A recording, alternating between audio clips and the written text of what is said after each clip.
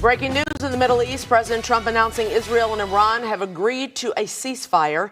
The president says fighting will start winding down in the next 6 hours. That announcement comes hours after Iran fired retaliatory missile strikes at a U.S. military base in Qatar over the U.S.'s bombing of 3 nuclear sites this weekend. WGN's Angelica Sanchez joining us now with the latest developments. Angelica? Ray and Micah, 19 missiles in total were launched by Iran. Only one hit the ground in Qatar. We're learning the damage was minimal. President Trump on social media says this attack was expected. And in the last hour, the president says Iran and Israel have agreed to a ceasefire.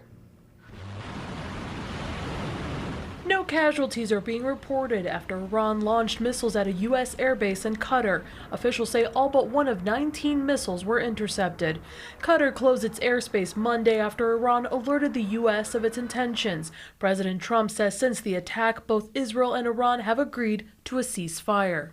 Iran's Supreme National Security Council in a statement saying the base targeted by Iran's powerful forces was also a significant distance from urban facilities and residential areas in Qatar. It added this action posed no danger to our friendly and brotherly nation of Qatar and its honorable people. The Islamic Republic of Iran remains committed to preserving and continuing its warm and historic relations with Qatar. You have to remember Iran or Islamic Republic is a dictatorship.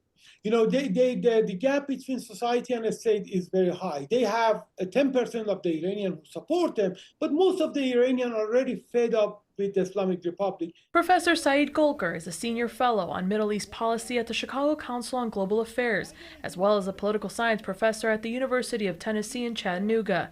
He says Iran's response to the U.S. bombing of Iranian nuclear sites over the weekend shows the Islamic Republic is not interested in escalating the conflict in the Middle East, as its current power structure lacks support. Why the regime try to retaliate, not escalate? Because they are not sure about what the response of the population is. If the Americans are coming and attacking and getting involved with the war, the possibility of the mass uprising will continue and the regime will collapse.